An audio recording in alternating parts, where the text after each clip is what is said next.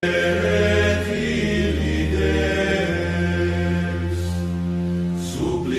te precamur.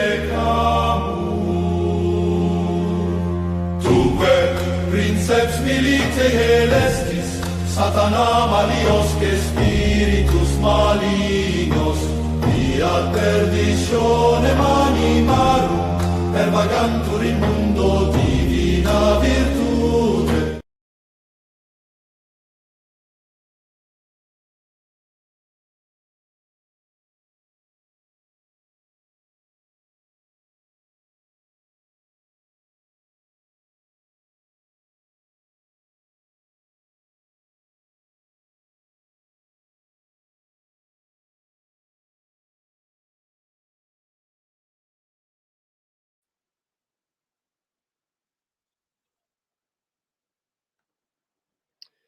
Adrian, it's a very good evening to you. I'm hoping that you can hear me now.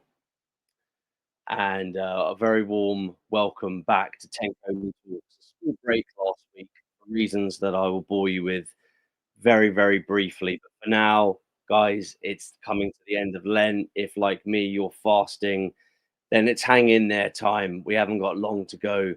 God bless you all for trying. If you're feeling how I'm feeling right now, it's so blessed and it's so fortunate. Welcome back to Tenconi Talks at the slightly later time of 9:53 on a Wednesday evening, live and direct from Tenconi Towers, as ever, in the bunker. Last week, a small break from Tenconi Talks, partly due to workload, partly due to health, but partly due to being in and out of mass all the time. Thanks be to God. Again, the later time this evening, we will get back to 8 p.m. on a Wednesday evenings, give or take an inch at some point. But it's an incredibly busy time for us Christians, as you all well know. And thanks be to God. Very difficult, the strictest of religions, the toughest of religions. And that's our reward, right? Suffering is grace. So here's me tonight with a small update. As you can see, it's just me tonight on my own. A small update over the last week, and what a 7 days it's been, to the point where sometimes I like to involve a little bit of structure in Tenconi Talks. I'll even put up some items and some images on the screen, but actually we don't need to do that this evening. This time last week, you'll all be familiar with the fact that something went through the House of Lords, an act of Parliament, a bill went through the House of Lords, which is the last stage. There's several stages. It's the last stage before it goes on to royal assent, where King Charles has to essentially okay it, and he has all the power to say absolutely no, but I'm not sure that this has happened or would ever happen. And that bill is basically allowing abortion up until birth. I'm sure you'll all be aware of that. This episode is focused tonight on how Merseyside police treated us on Saturday in Liverpool, where the communists declared war, essentially, and the liberal Christians and the secular Christians, and Christian in name only, of course, declared war on us. And the Merseyside police decided to side with the communists. So I'm going to be talking you through a blow-by-blow account of what happened on Saturday. I was also in Dalton-in-Furness on Friday evening as well. We're going to talk through a little bit about what's going on there with the creation of the mosque being built there in Dalton-in-Furness. A very, very interesting situation that's come about. But first of all, my brothers and sisters, it's great to be back with you again. Apologies for not being here next week. We will always try and be with you Wednesday, 8 p.m. in the name of the Father and of the Son and of the Holy Spirit. Amen. By all means, input into the comments whatever you like, guys, and I will see what I can do to address any major issues that come up.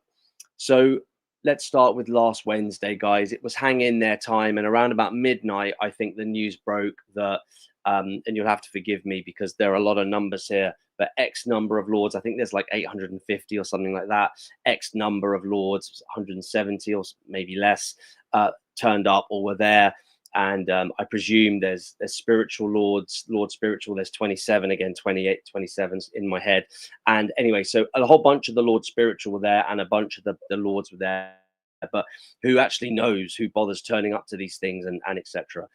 And listen, we know that the bill is a product of Labour Lib Dem ideology, but we know that I think there were 7 or 8 Conservatives who voted for Conservatives who voted for the bill. And the first thing that I want to bring your attention to, ladies and gentlemen, is why is this bill in Parliament? Now, let's have a think about that. We've got homeless people on the street. We've got veterans on the street. We've got house prices that are through the roof to the point where man and woman aren't incentivized to, I don't know, let's get a plot of land, let's maybe fill it with kids, let's get married, have a family, etc.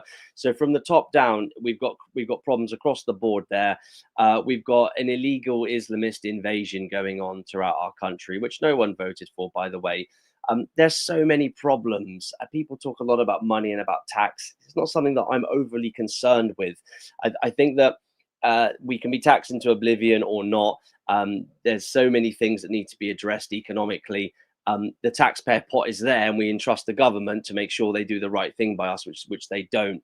But more important than money, our culture and religion are one and the same thing. So with all these problems that we've got in society, my question to the laity, to the disciples, to the patriots becomes, why was this even in Parliament? Why was this bill even thought of? There's a Labour MP called Antonia, and I forget her surname now.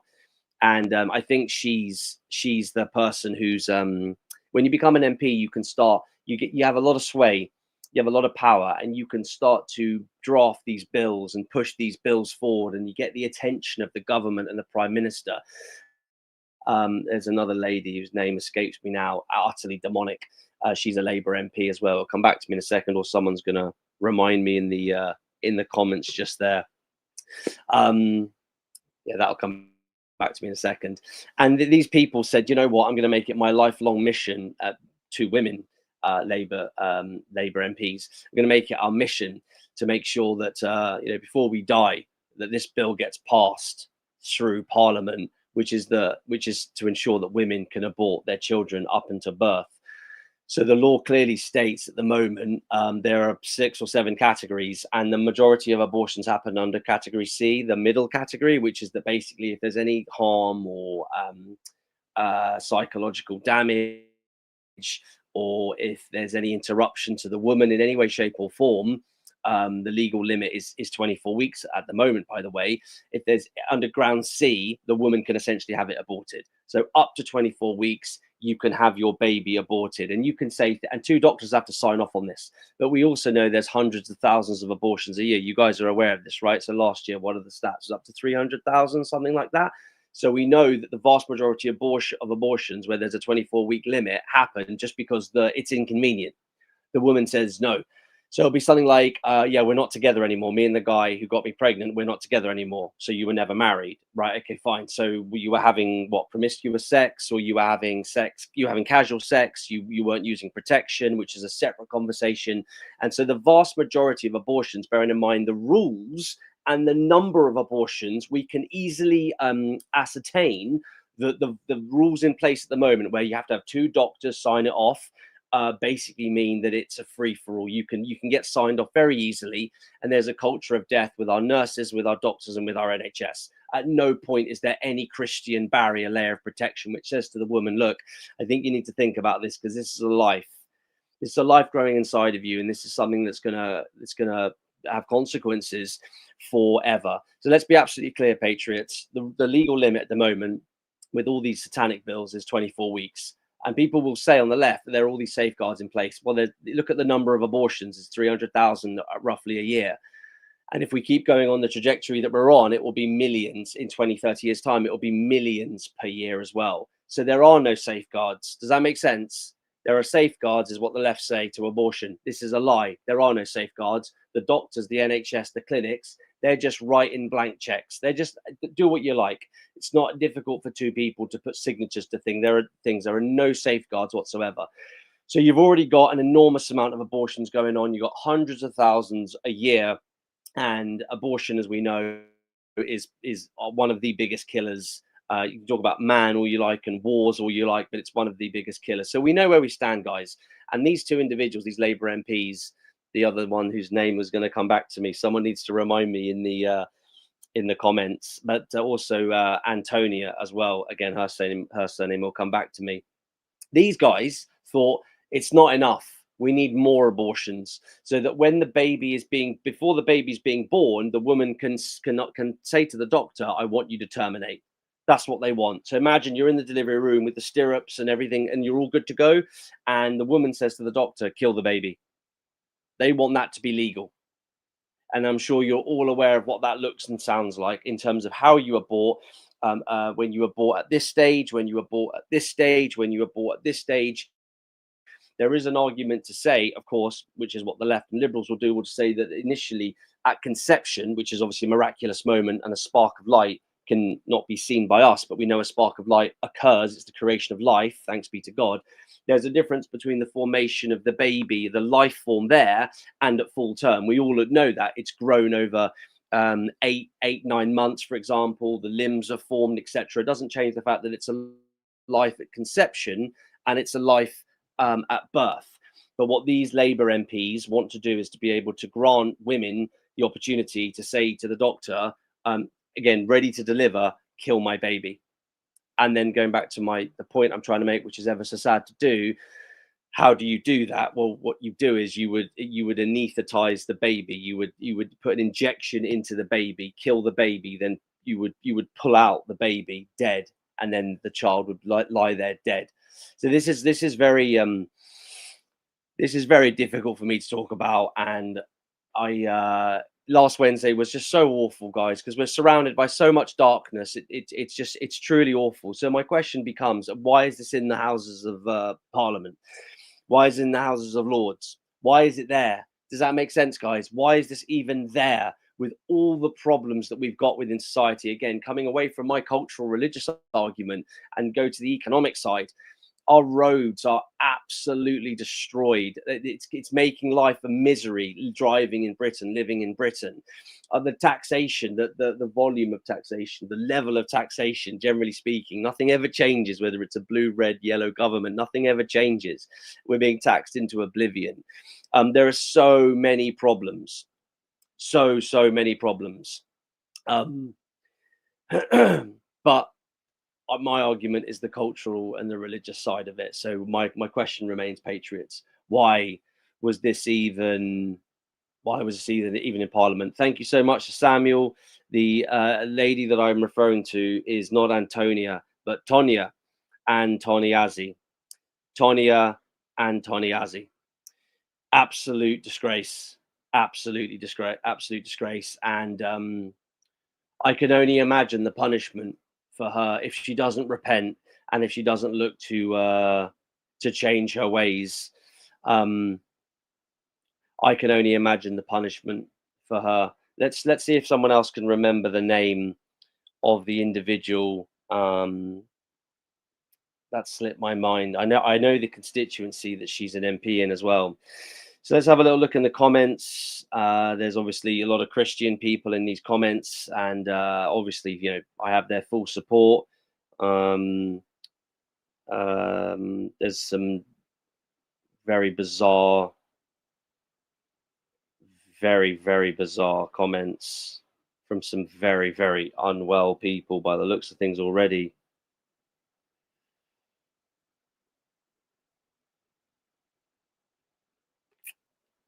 A lot of angry people there. Wow. Okay. All right. Well, you'd have thought everyone would have been completely on board with what I just said, but no.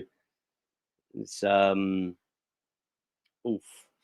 So there you go, guys. Last Wednesday, absolutely abhorrent. So what's the plan, guys? Again, what is the plan? I think that we should be backing the idea of putting Christianity back into the heart of government. I think we should be backing the idea of reinstating Christ back into the heart of government. By definition, that's the 7 sacraments, that's the 10 commandments, and the acknowledgement of the 7 deadly sins. At a very basic overview, this should be back in Parliament. We should be starting every Parliament session with Christian prayer and closing with Christian prayer to set the tone. And we need a prime minister who's also practicing devout Christian, who's going to lead the nation back to greatness.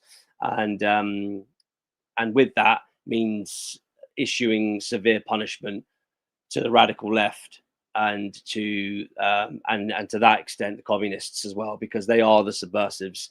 The Islamists, this is going to be very easy to deal with mass deportations. They're going home. That's it. We're going to rip out the Islamist rot. This is a smaller number, but I think these communists, I think that everybody is misunderstanding that behind every communist there's a socialist, and behind every socialist there's a liberal. It's a slippery, that center to the far left it's a very slippery slope, ladies and gentlemen. So that's what I say. And we've got 3 years for everyone to get their act together and to get their house in order, and we will see what happens. Thanks be to God. So that's what happened last Wednesday. I had a very busy weekend in the field. Thanks be to God. Such a privilege to be in Dalton-in-Furness on Friday. In Dalton-in-Furness, for those of you that don't know, when we're heading up north, guys, and then Cumbria's on the left there, you hook a left and you head to the coast in Cumbria. It's a beautiful part of the world. It's what we refer to as England's green and pleasant land. And we all know the deal. In terms of mass uncontrolled immigration and in terms of the Islamist invasion, it was all focused in the cities. So we know what happened in places like Whitechapel, places like Telford, Oldham, various parts of the North Bradford. There are pockets. And basically what happened was, from the 70s onward, the government just said, right, we've identified these areas and we're going to flood those areas. I don't know why they decided that. I'll be honest with you. I'd love for someone to tell me one day why it was that they selected those areas. But it was almost like they took the best of British and they just said, yeah, we're gonna push everything in there. Maybe it's because people had become wealthy in the country, and so those former council estate areas had done quite well, and maybe they moved out and there was an abundance of houses that were available. But we all know where for the last 50 years where they've been pushed. And then the problem is that over the last few years, you're seeing an awful lot more of the militant, the Islamist militant get up, the burqa, the hijab, etc. You'll see it you'll be in random towns by the seaside, in our green and pleasant land, etc. This is something that we hold so very sacred and dear to our heart in Britain. Our seasides, our seaside towns, and our rural communities, our rural towns, our green and pleasant land. And over the last couple of years, you just see it more and more. And now let's take the case of Dalton-in-Furness. Again, guys, if you're traveling from the south, head up and then wang a left into Dalton-in-Furness. Again, it's your green and pleasant land. And as you go into somewhere like Dalton-in-Furness, which has got a population of like 8,000 people, as you go in past the nursery on the left and the rolling hills to the right with the sort of medieval wall there, and it's just so picturesque and lovely, quintessential. There's now a mosque. I was there last summer. It was the shell. Now it's being built. £2.5 million, private money. The only way that you get planning permission for that is from the county council. That's what it means to be in power, guys. At the national level in Parliament, you're very powerful as an MP, and then at the local level, local, district, county. If you're a county councillor and you're in planning permission, you're the person that signs off on things, yeah? So us Christians might want to have a really long, hard think about how we're going to get ourselves into positions of power. Because there's this guy called Bill McEwen, I believe his name is. I'm just looking at the map now. Dalton-in-Furness, 8,000 residents. Driving in, there's one way in. Well, there's maybe more than that, but it is very much in and out. And on the left, as you guys drive in, you'll see this building there. And it's a mosque.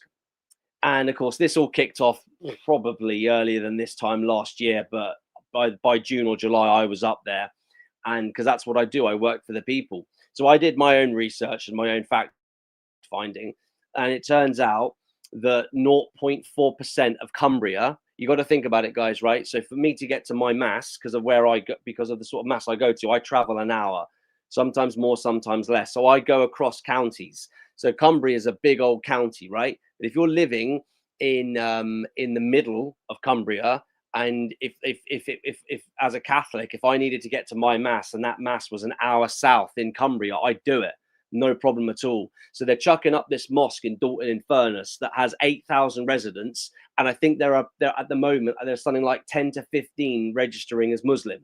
So let's look at the entire of Cumbria. Let's be really fair. The entire of Cumbria has less than 0.4% Muslims identifying as Muslim. Are you with me, guys? Less than 0.4% identifying as Muslim. Cumbria, on the other hand, identifies as something like 47% Christian. So for a county, it's one of the counties that registers the highest for Christianity, because the left will always say that that we never had that it's not a Christian. Left say it's not a Christian land, there are no Christians, etc. All of this is lies and false propaganda. They're absolutely wicked demons, they are. But looking at Cumbria, it identifies as 47% Christian. Now, we need to, the numbers need to be upped across the board, but that's still a big number, and we should respect that. The Islamic community in Cumbria is not less than 0.4%. So why is a £2.5 million mosque? People call it mega mosque, super mosque. I don't care for these terms at all. It's a mosque. Why is it being built in the middle of the countryside? And it literally is being built in the middle of the countryside when there's less than 0.4% identifying as Muslim. Can anybody help me with that? Can anybody tell me why that mosque is being built there? It was signed off by a county councillor called Bill McEwen. Bill McEwen doesn't live in Cumbria. The guy lives in Spain. County councillors are on 10, 15 grand a year. The guy lives in Spain. We all know that when it comes to the facts and the stats, all I can do is the best I can. And that means being there and speaking to the locals and doing my own research. The suggestion is that at county level, when it comes to planning permission, these people can be bought and paid for. Now, I can't prove that, but these people can. Why is there a mosque being built there? How did somebody sign off on this? And this all got signed off, by the way, guys, during lockdown. Okay, there was no public debate, no public consultation. It was a done deal during lockdown. And now here we are 5 years later, after the deal got made. I think it was at the start of 21. The mosque's going ahead. It's a private deal, so it's got nothing to do with taxpayer cash. Someone somewhere is funding £2.5 million for a mosque to be built in the middle of nowhere where there are no Muslims. Do you think, before we move on, guys, do you think it's sensible just to think just ever so slightly laterally and just to ask the question, why is this being built in this area? Is it to do with mass uncontrolled legal and illegal immigration? Is it to do with the small boats Islamist invasion? Is this to do with the Islamic Caliphate? Is this to do with Operation Scatter? Now, it's absolutely infuriating to me, so we will move on. I am so proud of the people that stood with me in Dalton on Friday night. It was a beautiful evening, guys. I think maybe 100 patriots turned up, and we walked from the center of Dalton up a really steep hill to the site. And we give some speeches and we showcase that to the nation. And if I hadn't have been there last summer, I've spoken to the community leaders in Dalton-in-Furness. If I hadn't have been there last summer, where I went and I spoke to the workmen and the foreman and everyone on the site with the megaphone, I said, I want to speak to somebody responsible here. When I arrived, the Muslim men, you know, with the get up that they wear, with the hat and the dress and everything, I tried to speak to them and they all scattered. They all drove off in there. They all ran to their cars. They all drove off. They're all parked on the side of the road. They all scattered. Everyone, all the senior people on the site with the hard hat and the high vis, they all scattered. They wouldn't speak to me at all. Why? Can anybody help me with that? Why wouldn't someone speak to me? You've got the footage from last summer. One of the things I spoke of in my speech was to say, why isn't a church being built here? You know, if we're going to start building religious centers, why not build a church? It gets even worse. When you're in there, as I said, you know, you do the fact finding the best you can. Once you're in and amongst it, guys, you speak to the locals, you speak to the residents. And I did that both last summer and when I was up there just now as well. And the community leaders have said they put the WhatsApp group together. They started to mobilize after I'd come, after I'd been, because there was a big stink this time last year, spring of last year, but no one did anything about it. I went and did something about it. That drove community action, or what we call direct action. So being up there and working with this group, this big old group that's formed now in Dalton-in-Furness, I was speaking to the residents, and one guy who had a disabled son said to me, Nick, thank you. This was on Friday night. Thank you so much for being here. This center here was supposed to be, the initial plans, it was going to be a center for disabled children. Okay, I didn't know any more details than that, but to me that sounds great. It's a plot of land, and you're going to make it a center so that everyone near to Dalton-in-Furness that has a disabled child in whatever way, shape, or form has a center for them to be at, to learn, to have fun, to play, to socialize. Now, this got turned down in favor of the mosque, and this father's, so I knew all that, And this father's come up to me and he said to me, you know, and he said to me, the nearest place now I have to go for my son, my disabled son, is about a 45-minute drive away.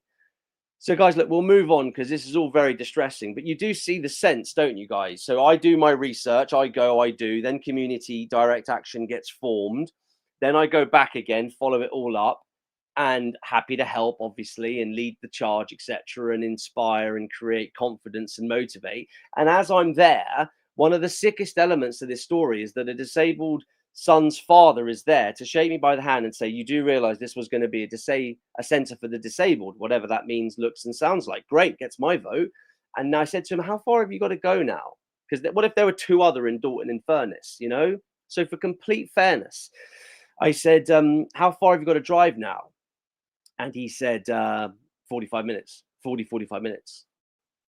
So the locals of Dalton-in-Furness, the nearest disabled center, learning center for children, is now going to be 45 minutes away when it could have been and was supposed to be on the doorstep in a place like Dalton-in-Furness. Instead, a mosque is going up as well. Can you guys help me with that? Can you help me understand that? Let's go back to some of the comments.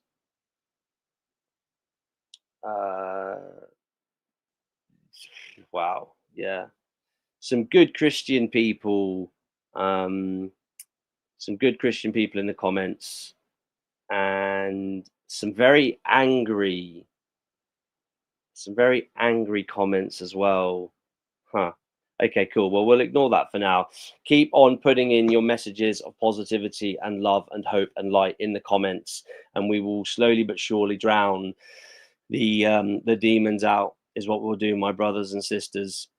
So that's the story with regard to Dalton-in-Furness. If you guys aren't already, jump onto my YouTube channel, which is at Nick Tenconi, and subscribe. All my speeches will be there, and there's also loads of shorts and reels if YouTube is your preference over any other page. But my speech will be going up soon from Dalton-in-Furness. That then takes us to Saturday, where I arrived on the scene from about 12:30 in Liverpool at Cathedral House, where Father Anthony O'Brien had condemned us. Who's a Catholic priest. Don't know why he's condemned us, but he had. And he's condemned us and stood with the fascists, the communists. The communists are fascists. They're today's fascists as well. You know, we very much have a fascistic presence in Britain, and it exists on the left. So Father Anthony O'Brien decided, yeah, look, I'm going to condemn the UKIP march, your walk with Jesus. The dedicated, the designation to the walk, ladies and gentlemen, was honouring the passion of our Lord. So I'm not entirely sure what Father O'Brien is eating, drinking, or smoking, but that's pretty weird, right? To condemn us. If no priest at the cathedral or anything to do with Liverpool Cathedral had said or done anything, then that's absolutely fine. Like, don't stand with us then. We're taking our country back. It's down to the laity. But to actually pick a side, and what we did, and our social media tells the story, guys, but when we arrived, you got about 100 disciples who have met at the cathedral, and they've met exactly where they were supposed to meet. And then what the communists have done is they've surrounded the 100 or so. So let's say the left have chucked what? 300 people at it, 400 people at it. If you've got 100 disciples turning up who haven't met each other before, who have traveled to be there, that's amazing. That's unheard of in this country on the socially conservative right. That's a win. But what you've got is the left are professional agitators. They're professional agitators. They're professional activists. So they know that all they've got to do is produce 200, 300, 400 people. And it's been exactly the same since I've been deployed myself at street level the first time round in this context, which was February 2003. So for 3 years, month in, month out, often week in, week out, I've seen their tactics. When the socially conservative right produce 100, 200 people, etc., the left will make sure that they've got 200, 300 people. And it doesn't matter how many people are busting. It doesn't matter from where they came. It doesn't matter for how far they've had to travel. The Socialist Worker Party is funded by trade union money. And the numbers behind the trade unions, what they bring in per annum, is huge, guys. I always forget the number off the top of my head, but it's millions and millions and millions. And they give the trade unions, they give the Socialist Worker Party funding to do all this stuff. Then you've got Stand Up to Racism, which I think is actually a charity, isn't it? and people will actually donate to these causes. So they've got endless funding, and it's the easiest thing for them in the world to do, to start advertising via their mailer and via their social media channels to make sure that they get as many people there as possible. And their job, once they're there, is to trap, in the case of Liverpool on Saturday, is to trap the Christians, is to trap the disciples. You've got boys, girls, men, women, you've got young, old, you've got 100 or so people, the whole plethora of society right there. And the Marxists have said, you don't have a right to be here. We don't want you here, and we don't want your message. Our message is a dedication to the passion of our Lord. Now, that's demonstrable. So the left are lying when they challenge us on that. It's demonstrable because you'll see the footage on social media, or if you're there, you'll have access to the prayer book, the order of service. So they trap us in this semicircle. Now, here's what happened, and this is the main thrust of this evening's conversation. Merseyside police, they did the same when we were there last summer, which I want to say was either July or August.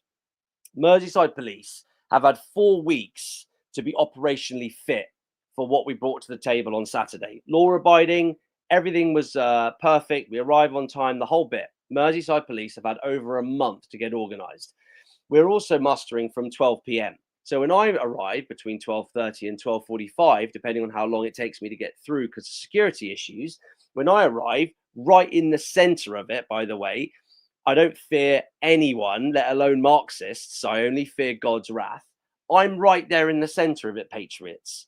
So they've had from 12 to get organized, and they've had a month's notice. Merseyside police, you with me so far? Now we're stood there getting to the thrust. We're stood there for about an hour, and you can imagine the sort of dialogue that's happening between myself and the commander, whether they've got a little red cap or a blue cap or a white cap or a gold cap or whatever. It depends who's deployed on the day. You got hundreds of police forming lines everywhere, and we are doing this march. We're headed in that direction. Everybody knows why we're here, and we know the score. 115, we're still not moving anywhere. 120, we're still not moving anywhere. 130, still not. You see where I'm going with this? And you can imagine the dialogue between me and Mr. Redcap with the little red badge there, where I start saying, you need to clear these people out the way. Marxists, communists, Antifa, domestic terrorists. That's what they are. We're here peacefully, with notice, all signed and sealed, to have an explicitly Christian religious march honoring the holy passion of our Lord. And you've got hundreds of lefties here swearing, blowing their horns and their whistles and banging their drums, and surrounding us, people that aren't even from Liverpool, all union funded money, right? All far left extremism, the entire full life cycle product of what it is to be a far left extremist. Why are these people here? Why are they there? Does that make sense, guys? Why are they there? Well, apparently we're insignificant. Apparently not. Apparently we're irrelevant. Apparently not. Apparently we're nothing. Apparently not. So why are they there? They are there to intimidate us. They're there to try and break our spirit. They're there to say, you can't go anywhere. You can't move anywhere. So it's the police's job to ensure that our path is cleared. That's why we're there. And that's why the police are there. The police are there to do their job. And we saw this last summer with Merseyside police when we had our mass deportations rally in Liverpool. Now, we arrive at 1:30, 1:40, 1:45. And I'm saying to Mr. Redcap, and I'm getting impatient now because we are essentially being held and kettled there. There's no communication coming from the police. Every time, you can imagine the dialogue, every time I say something, Mr. Redcap or whoever says, yeah, with the earpiece, we're waiting, we're waiting, we're waiting, we're waiting. We're almost there, we're almost there. Now imagine you heard that at 1:10. Now imagine you heard that at 1:15, 1:20, 1:25. Now imagine you heard that at 1:30, 1:35, 1:40. Now imagine you hear that at the 45-minute mark. Yeah, we're almost there. We're just getting them there. We're just forming everything, right? Okay. So I know exactly how to handle this. But of course, I'm going to play ball until it's time not to play ball. Now, I know we've come in this way. You guys with me so far? We've come in this way. And I know we can get back out that way, which is also the direction of our march. But we'd also been served different sections which said that we could only go this way now and around the block, which, by the way, the police couldn't clear. That's what we were waiting for. So I've acquiesced. I've played ball, Mr. Law-abiding citizen. We get to pretty much 2 o'clock. It's time for a change of tactics. We're going to go back the way we came. This, of course, is something the police aren't aware of or prepared for, despite hundreds of cops and, again, mustering from 12 and the month's notice. You're with me so far. We're going to go back the way we came. And guess what happened when we came back the way we came and went out to start our religious march? Guess what happened? The left attacked us. you can't write it. And who do you think's getting arrested and going fast track to jail if anyone retaliated? Because the left can't fight. The left aren't fighters. It would be an absolute disaster of epic proportions for the right. And we know that. Merseyside police kettled us, knowing full well that I would lose my rag and we would go out the way we came, justifiably so. They also knew that that was free for us to do. And they knew that the left would pounce then. Then they know that the right will decimate the left. It'd be absolute carnage.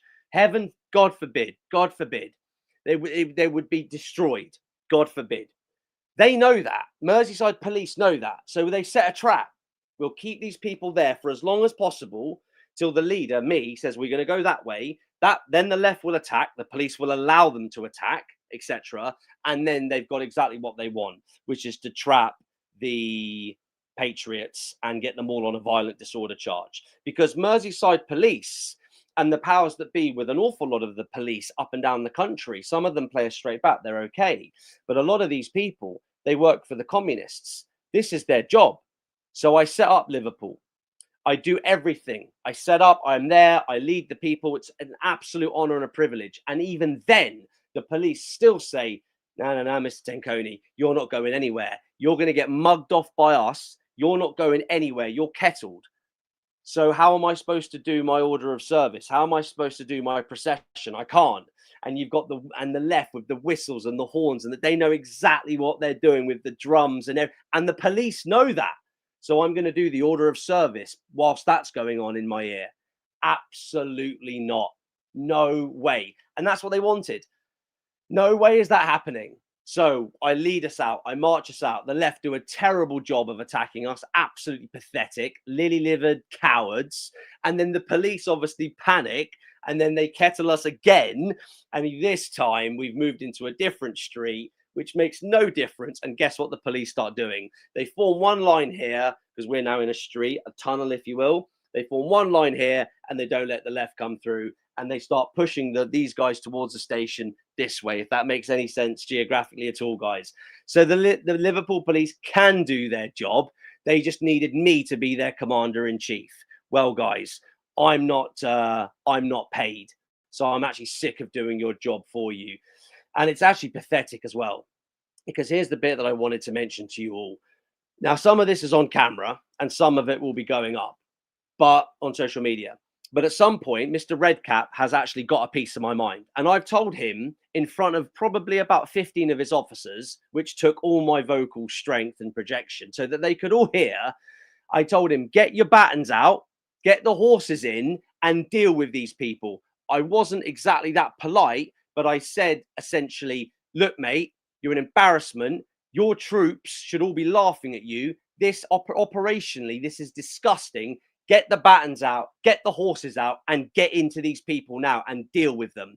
And this was a little tete-a-tete that me and Mr. Redcap had whilst he was sort of trying to appease me. But by 1:45, it was time for him to get a good spanking, which is exactly what this little you-know-what got. Tall guy, broad shoulders, not having it, mate, right? And we can go and speak quietly if you want. Do you know what I'm trying to say? He got told, his officers heard it, and every single one of those officers will have gone home that night going, this isn't right. This isn't right. These Marxists, these far left extremists, they are trying to intimidate and bully disciples who want to have a peaceful Christian march. There's no political message here. They can even look at our order of service, which, by the way, the police had a front row seat to once I delivered that slightly further down the road when the police actually did their jobs. So those officers will have gone to, I mean, at least 15, maybe 20 guys. They will have gone to bed that night if they have consciences and if they have souls thinking this is wrong. This is so wrong. And remember, these are the subordinates, the commanders. I have no beef with ordinary plod. Generally speaking, you get good cops, you get bad cops. I have no beef with plod. CID, plod, whatever, some good, some bad. But the commanders in these cities like London, like Liverpool, like Bristol, they work for the communists. 4 months' notice, mustering from 12, 1 hour. And it was an incredibly warm day as well, by the way. And disciples have turned up, men and women, young and old, to have an order of service, guys, to be devotional, to be prayerful, and to be mindful as we approach the end of Lent. That's all they wanted. And the left are doing everything within their power to provoke us and to sabotage us. And the Merseyside police, the police were acquiescing every other minute. Yeah, Nick, I'll get back to you in just a minute. I'll get back to you. Yeah, we're almost done clearing a path. We're almost done. So what I would say is that in terms of masculinity, I suspect that this particular commander is basically a femboy. He's basically not a man. He's got control of his troops, but he won't do anything. He's got command, but he won't use it. Either he is pathetic, whoever this individual is, or he genuinely was trying to subvert our march. Now, of course, I deal with police up and down the country all the time. Some play a straight bat. We'll say no more about it. That's fine. Some don't. This was an absolute disgrace. Young, old, men, women, disciples that traveled. They didn't even know each other, a lot of these people. And they've all come to have a devotional procession to the Passion of our Lord. And Mr. Redcap, who's speaking to Mr. Whitecap, who's the boss, who I spoke with also, they're not letting us go anywhere, patriots. Can you imagine them doing that to Jews?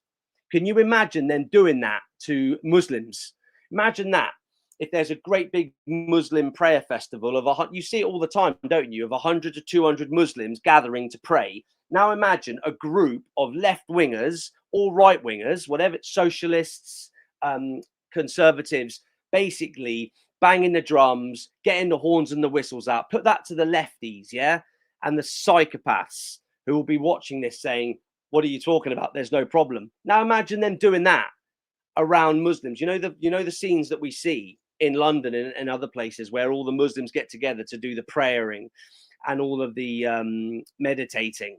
And sometimes they beat themselves and slap themselves across their chest. You guys know what I'm talking about, right? Whether it was the socialists or conservatives or ethno-nationalists, imagine they did what the left did to us. Yeah? The police would go mental at the group doing that. What did Merseyside police do to the group that was doing that to us disciples that came in peace? They allowed them. They indulged them. They stayed with them. They refused to let us march. They refused to let us move through. And the left are laughing. The left find this hilarious. They think this is brilliant because the left get away with murder. Look at what happened in Avon and Somerset. The Bristol 4, Summer 20. Look what happened. Avon Somerset police literally allowed for the tearing down of a statue. They gave the go-ahead. They gave the green light. Look at what Merseyside police did to us on Saturday, kettling us. I told him, Mr. Redcap, get the horses out, get the batons out, get in there and deal with these people. Make your mark. Stand for what is right, for justice, for democracy, and for the fact that we arranged to be here. That coward, that man has to go to bed every night, no different from the commanders in Avon and Somerset police from circa 20, every night knowing he's a coward. Every night that guy's got to go to bed going, yeah, I gave in to the woke mob, because they know what will happen with the communists and the Islamists, no different from what we saw in Hare Hills in summer 24. With the Islamists, the far left will riot. Guess what they'll do in Bristol and Liverpool if the police dare take the side of fairness, righteousness and justice? They'll riot. The left, the communists, the Marxists and the Islamists, these people are violent. The fact that they can't fight, the fact that they can't beat us when it comes to violence, when it comes to self-defense, when it comes to attack, the fact that they can't beat us is irrelevant. They are violent in orientation. Marxists and Islamists have always been violent in orientation. Their mindset, their attempts, their rhetoric is violence. So across the country, London, Bristol, Liverpool, lots of different places, you'll see it, patriots, again and again and again. Why does law enforcement pander to these people? Because if they don't, these people will riot. That's what they'll do. And these are life's losers. They don't care whether they go to prison or not. They don't care what happens to them. They're life's losers. They'll wear a balaclava and then they'll crawl back into the hole, the little tunnel that they live in. That's it. Now, that was true very much so of the old far left extremists in Britain. Now, what you have nowadays, this is even weaker. Like, it's pathetic. These people are cowards, and the commanders of the various police forces that curtail, that pander to these mobs, these woke mobs of Antifa and Stand Up to Racism and Socialist Worker Party scumbags. They're all cowards. They're all cowards. And this is why I fight, patriots. And this is why we keep turning up. We turned up, we had our march, and then everyone went home. It's the second time we've done that now. And they're powerless. They're powerless. Both the communists, the Islamists, and the police force. They're powerless to do anything with us when we deploy direct action. Thanks be to God. There are a few closing points that I want to announce. April the 25th, guys, Saturday, April 25th, we're going to be in Leeds. That's UKIP's mass deportations rally, Saturday, April the 25th. The Saturday before that, Saturday the 18th of April, we'll be doing UKIP's explicitly Christian religious march. That is going to be in London. So our first one was London, then we went to Allen Rock, then we went to Liverpool. Now we're going to be back in London, splitting our time between the north and the south, both the mass deportations and the explicitly Christian religious marches. Thanks be to God. Now, Saturday, the 18th of April, London. Be there, patriots. If you're Christian or supporter of the faith, thanks be to God, be there. Please be there, because we have a special announcement at the end of that march. And it pertains specifically to the announcement that came out of the House of Lords last Wednesday, Saturday the 18th. If you're a Christian or supporter of the faith, make sure you're there. The following Saturday, Saturday the 25th, we'll be in Leeds. We'll be taking on Antifa, the Socialist Worker Party, Stand Up to Racism. We're taking Leeds back. We're calling for mass deportations because, as I have alluded to for over 47 minutes now, patriots, if you're not convinced hearing this, you're never going to be convinced. There is no political leader. There is no political party, only me and only UKIP saying, not only will we take out the illegals, we will get rid of the illegals. Not only will we take out the Islamists, we will get rid of the Islamists, but the communists and the Marxists, they're going home as well. And it is time. I'm not interested in what liberals have to say or think.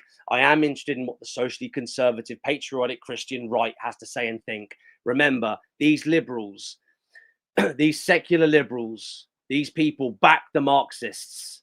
An awful lot of them, guys, they back the Marxists. They stand for everything that goes against our religion, our faith, our book, and our traditions. No political party or political leader says it the way it needs to be said. Only me. Not just the illegals, not just the Islamists, the Marxist patriots. They've got to go. And thanks be to God. In the name of the Father, and of the Son, and of the Holy Spirit. Amen. I do hope that you have all had a blessed and fruitful Lent. And for those of you giving it your absolute all, just over a week to go, patriots. Just over a week to go. And for those of you who are trying desperately, keep trying. Same as me. It's all I'm doing is trying. Get yourself into mass as quickly as possible. There was one final thing I was going to mention today. It's a big one today. We've had to go through an awful lot. It's been hard. Today, Sarah Malala, whatever, she's been enthroned or whatever. You know, it's official. She's Archbishop of Canterbury. Women can't be priests. All together now. Women can't be priests. Women can't be priests. So we have our book, Patriots, chapter and verse, but we also have the church traditions. And some of you have been lied to. You just go for chapter and verse. You've been lied to. It's about the traditions. God left us a church. He left us traditions. That church put the book together. Women can't be priests. Get yourself into mass as quickly as is humanly possible, patriots. Turn to the purple tidal wave. Get behind UKIP. join UKIP, become a member, put your name forward to stand as a candidate. On my watch, I swear to you, on everything that's holy, with holy fury and patriotic rage, we will send these people home. We will take our country back, and we will reinstate Christianity back into the heart of government.